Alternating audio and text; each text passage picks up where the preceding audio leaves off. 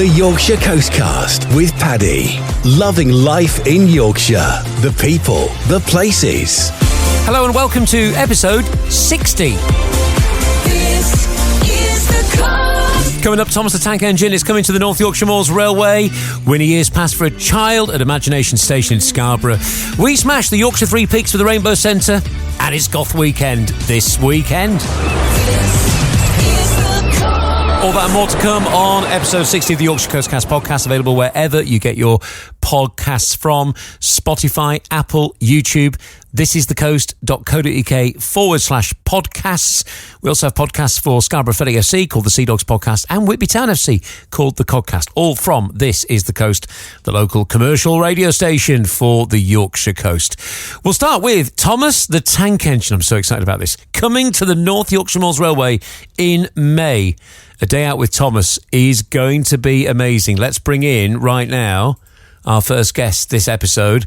It's Charlotte Horse, events manager at North Yorkshire Moors Railway. I won't lie, I'm 45 just, but I'm very excited myself about Thomas the Tank Engine coming to the North Yorkshire Moors Railway. Tell us all about this event. I know, we cannot wait. Thomas the Tank Engine is coming to the NYMR.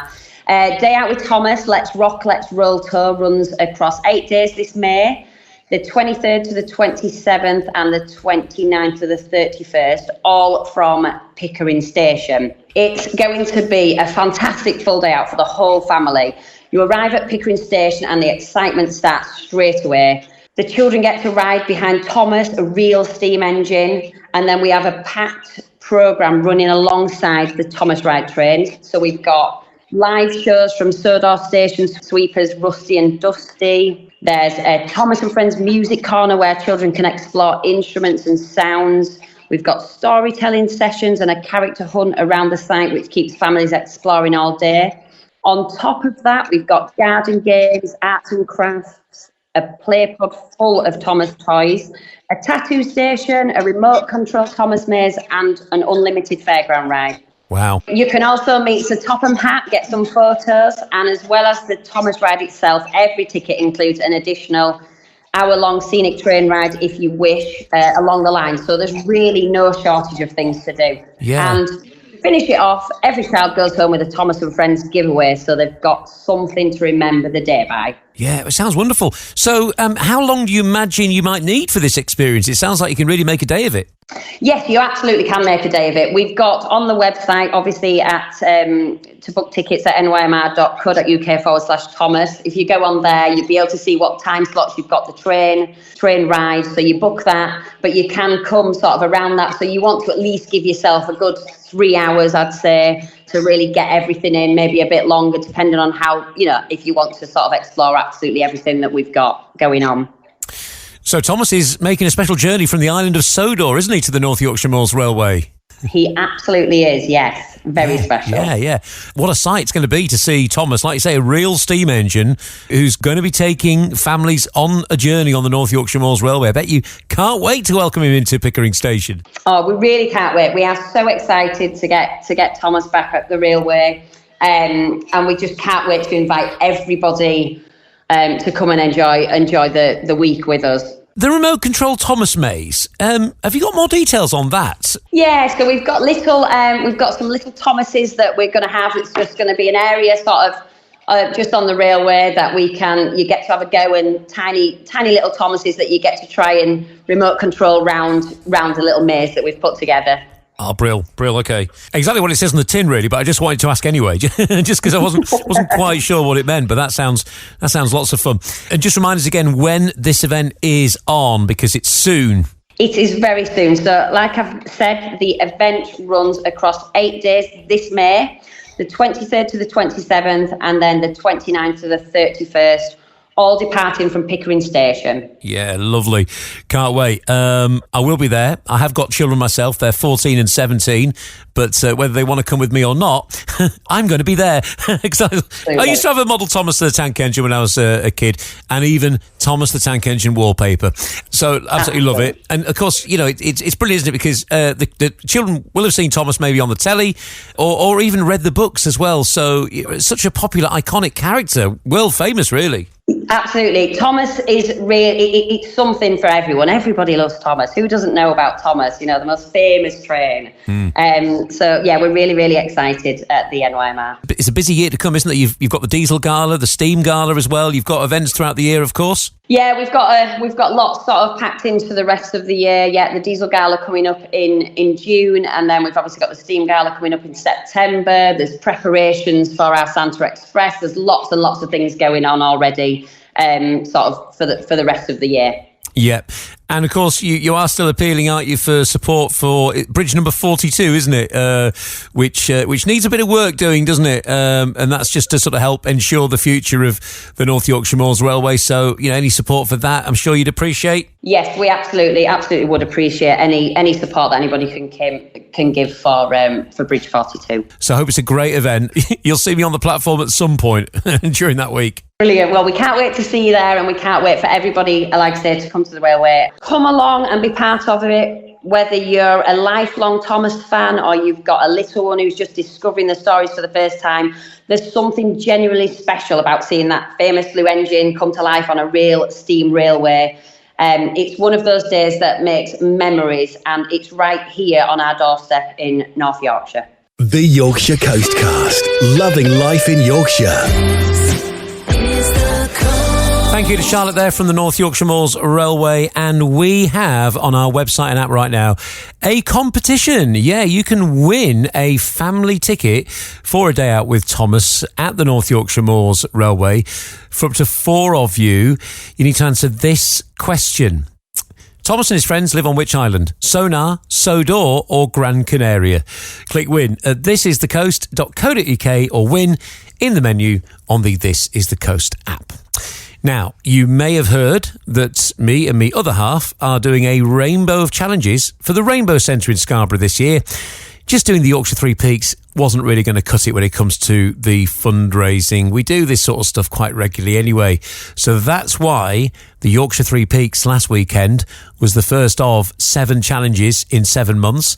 There's 7 colours in the rainbow, and all for an amazing cause, the Rainbow Centre. Now, we do this sort of stuff regularly. You know, we do like to go long walks, bit of running here and there. We love the mountains, we love the hills.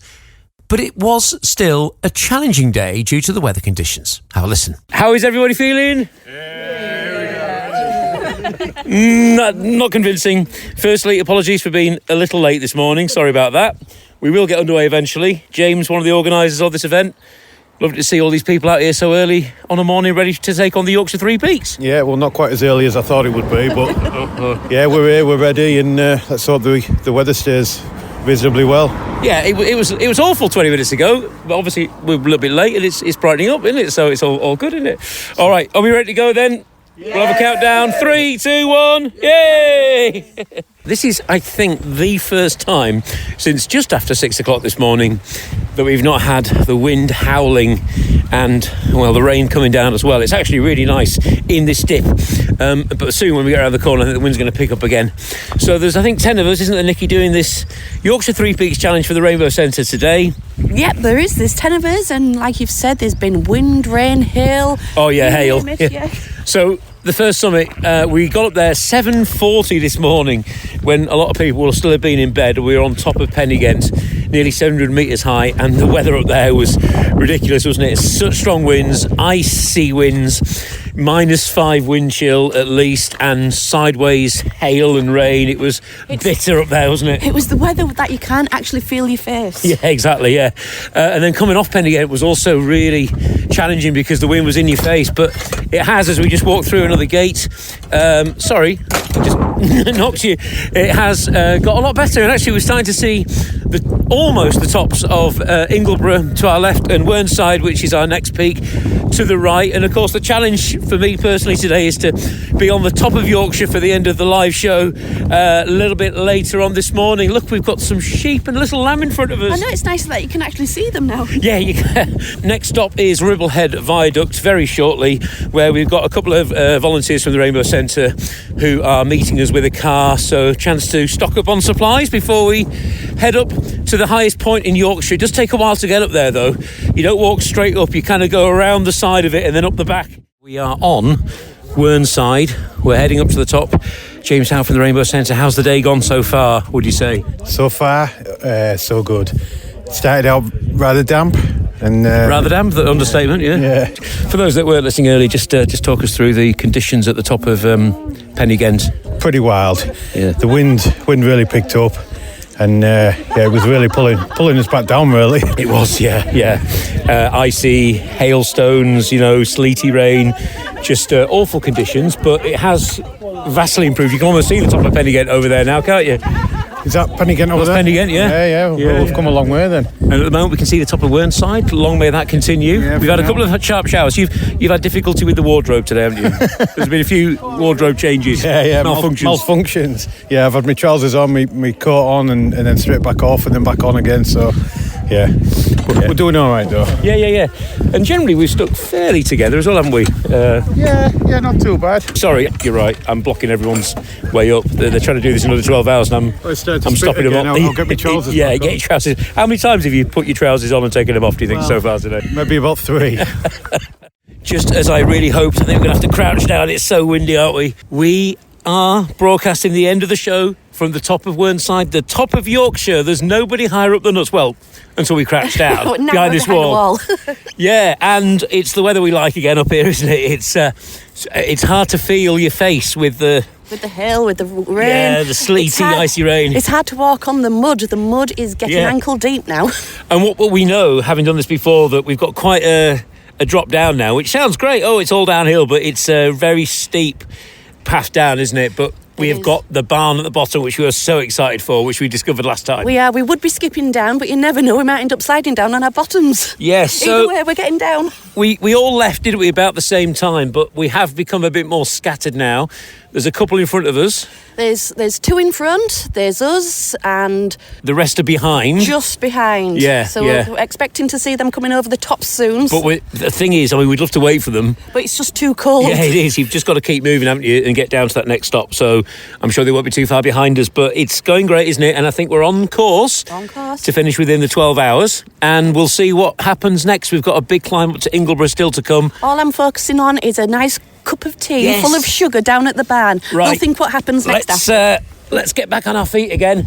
We're right on the border here, but this is the highest point in Yorkshire where we're broadcasting from. We're raising money for the Rainbow Centre. The conditions are horrible right now. We enjoy it, but it is horrible. Are you all right there? You're limping all of a sudden. Please do donate anything you can to the fabulous Rainbow Centre. justgiving.com/page/rainbow challenges, because this is the first of 7. What are we thinking? 7 crazy challenges between now and October. justgiving.com/page/rainbow challenges. We are just descending our 3rd and final peak of the day, Ingleborough, and I'm so pleased that we bumped into James Howard from the Rainbow Centre. You've made it up. We're all actually pretty close together, and we are on course to complete the challenge in under 12 hours. It's been absolutely fun, exciting. The weather has just been our cup of tea. Our kind of weather. Not your kind of weather, no. I love it when it's like this. You've just got to have the right clothing, and I'm not sure I did today. But no, I think I'm going to say thank you to James for encouraging us to get up here, and also for a really good reason. The Rainbow Centre. Yeah. And hopefully we can help lots of people. And I think we all need a big cheer.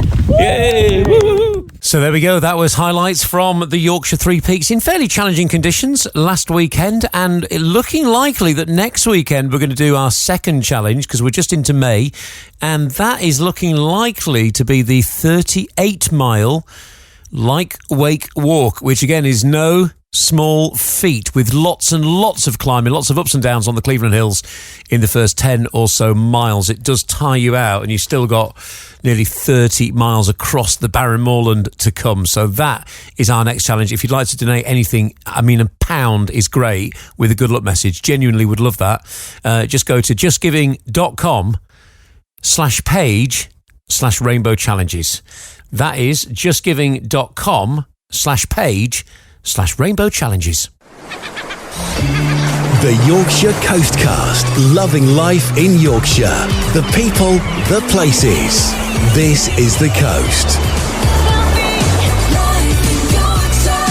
This is the coast. Next, we've got another great online competition on our website and app for Imagination Station in Scarborough. This is a brand new attraction, and this prize is an absolute cracker. It's a year's membership for one child at Imagination Station, which you'll find located at Calder Hill Business Park in Newby in Scarborough. It's a brand new family-owned and run children's role-play centre and cafe. Let's find out more about it right now from director Zoe Jackson. Tell us all about it. It's all about role-play, isn't it? It is, yeah. So we opened on the 8th of November last year, and so it's been nearly 6 months, I think.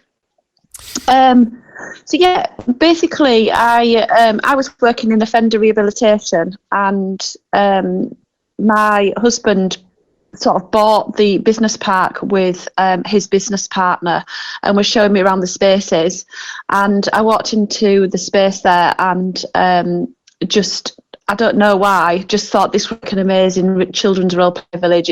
I just felt the vibe. I don't know what it was.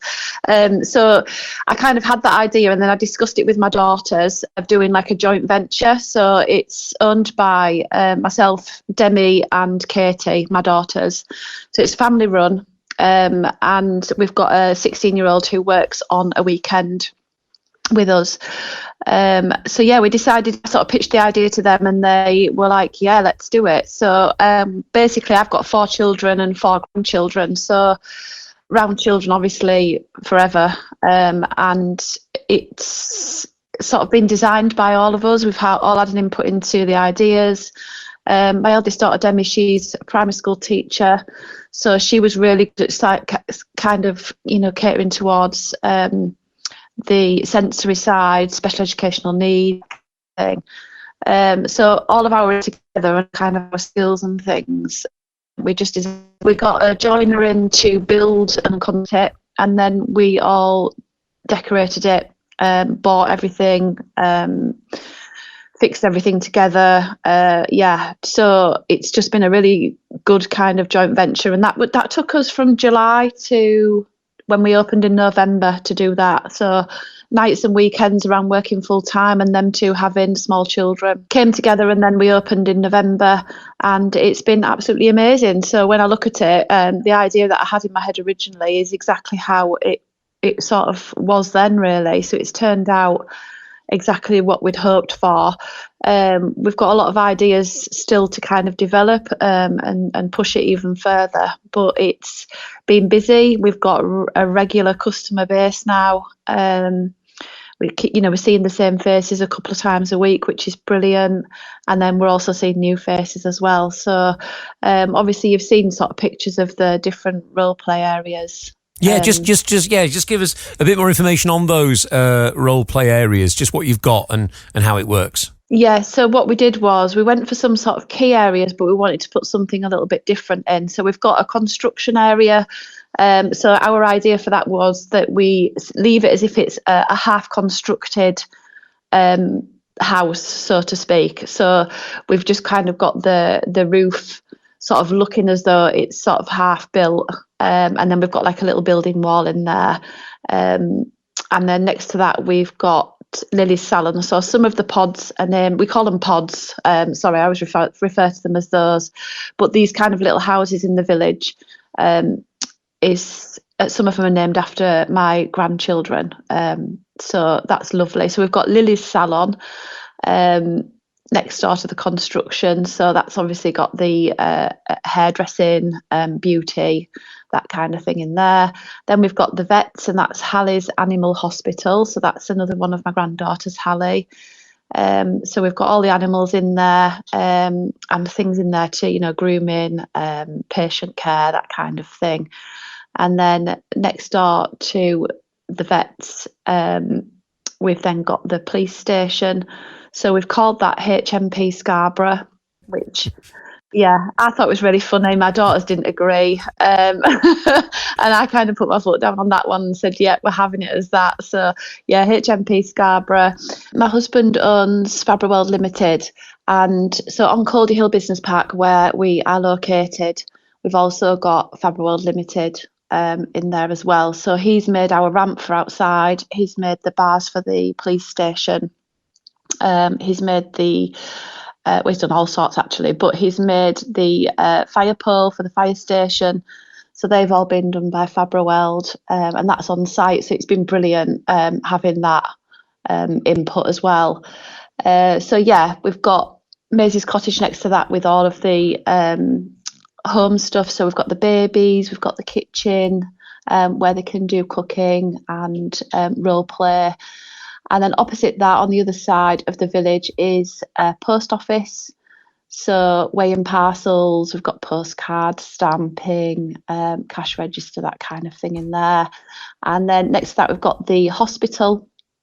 And that's our largest pod, I think. We made that quite big because we put a little bed in there for patients and things. So lots of dressing up outfits in there, lots of role play accessories, doctors' kits. And we've also got like a little incubator with a premature baby in there for them to look after as well. And then a dentist's part as well in there. So taking care of teeth, which what we've tried to do as well is put kind of posters on the wall that will encourage children to learn about all of these things. So that's the idea around it, is for them to learn and develop. And what's great, what's great as well is that, you know, young children will do this sort of stuff anyway, won't they? They'll use cushions or blankets or just whatever they can grab hold of to do a bit of role play. So to actually have that all set up for them is fantastic. And, you know, you also don't know what influence it might have down the line, you know, when it comes to interests, hobbies, careers. Yeah. And that's what we're hoping for. So we truly believe that learning through play is such a valuable way for children to learn and develop. I think these days in schools, and this is where kind of my eldest daughter Demi, her primary school education has come into hand really valuably, really, is that, you know, she's had that input where she knows what works, what doesn't. And how it can help them enhance their skills, but also open their minds. And that was kind of part of why we named it Imagination Station, because it is sort of our kind of slogan is where little minds go big places. So it's about, you know, children being able to sort of develop their awareness of different roles and careers and things like that, and then trying stuff out. We've got one little boy, he's a twin actually, and one of our regular customers, and his dad is a police officer, and every time he comes in, he is in the police station and he is in the dress up police officers, and he goes around telling everybody how his daddy saves the baddies. And, you know, his mum sort of said, you know, that's definitely going to be the way that he goes, I think. For a minute there, I wasn't sure whether you were talking about the son or the dad. Well, we have had some parents who do dress up. I love dressing up. We've had a couple of videos that we've done where we've all dressed up. So we have had adults that do join in as well, which is absolutely brilliant to see. And obviously the kids love it too.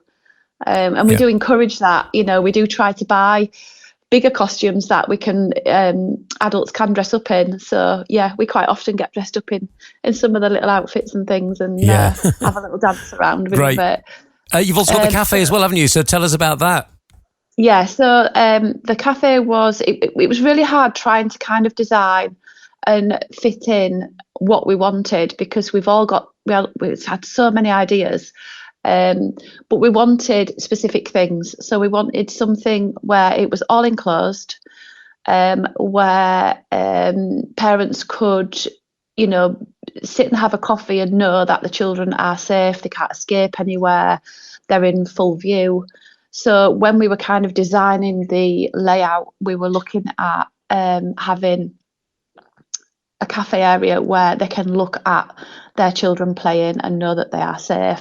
So we bear that in mind with, like, the toilet, for example. There wasn't a toilet in there. So what we've done is actually built the toilet as part of the village as a public toilet, which sometimes can be quite confusing because people think it's part of the role play village, which was the idea, but then they're asking where the toilet is, and actually it is part of the role play village. So we've done it as a public toilet.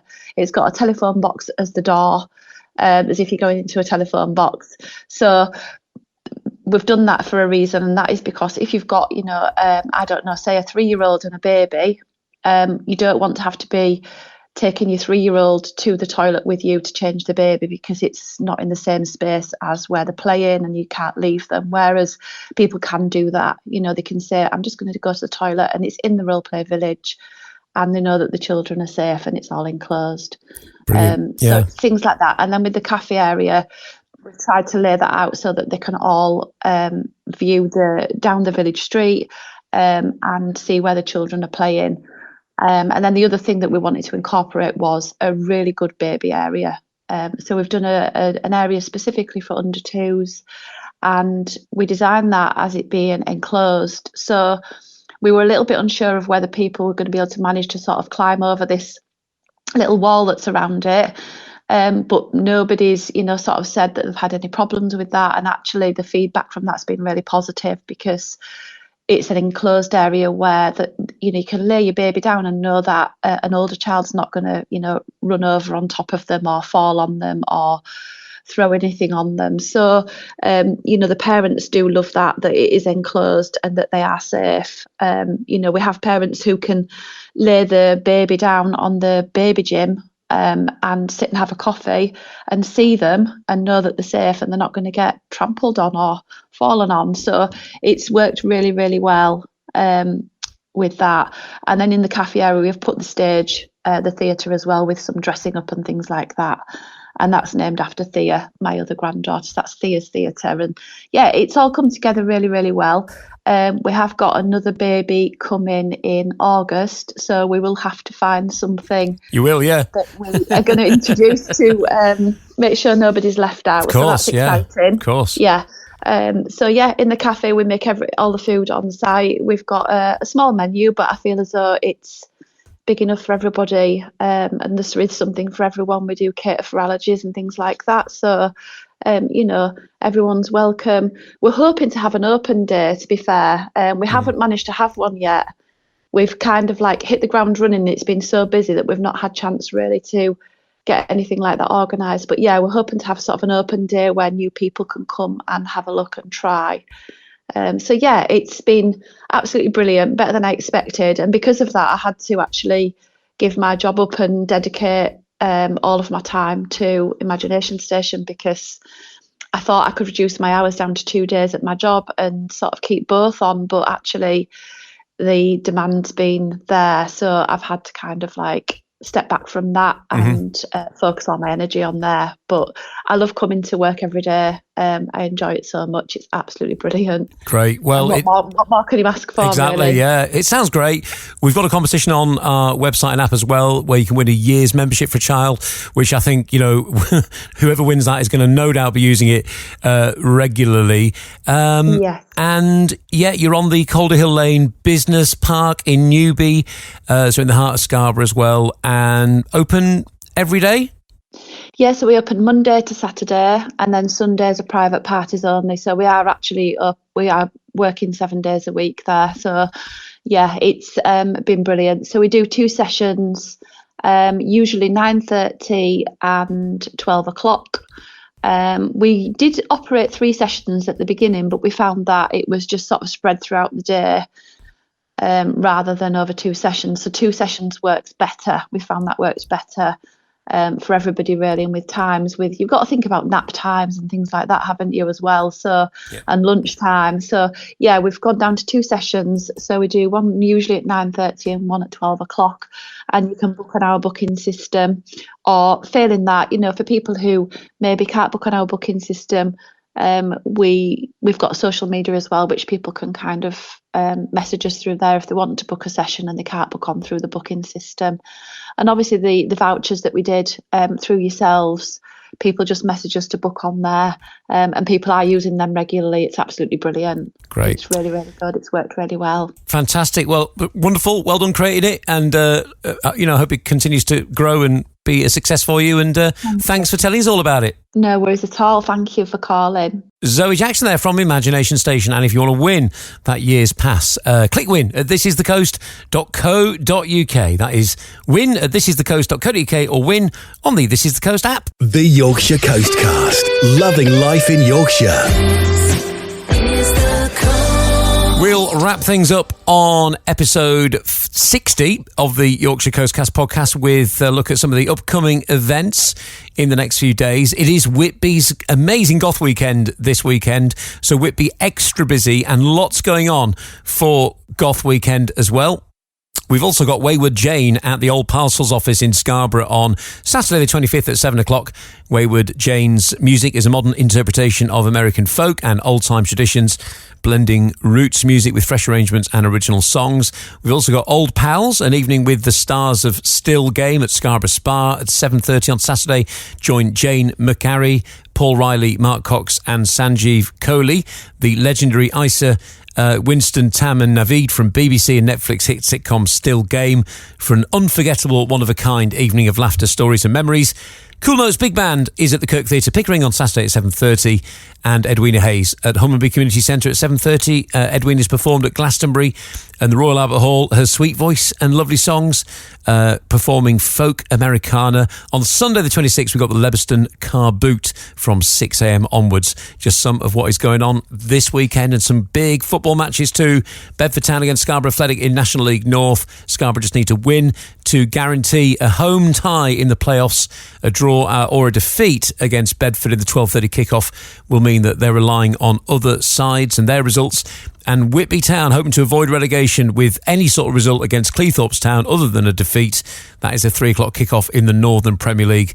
Good luck to Bridlington against Brighouse Town in the Northern Premier League Division 1 East. In the rugby, it's Northallerton against Bridlington and Whitby against Newton Aycliffe. Thank you so much for listening. The Yorkshire Coastcast. The people, the places. And don't forget to subscribe wherever you get your podcast from, and you'll be notified every time a new episode arrives. Enjoy the weekend. The Yorkshire Coastcast. Loving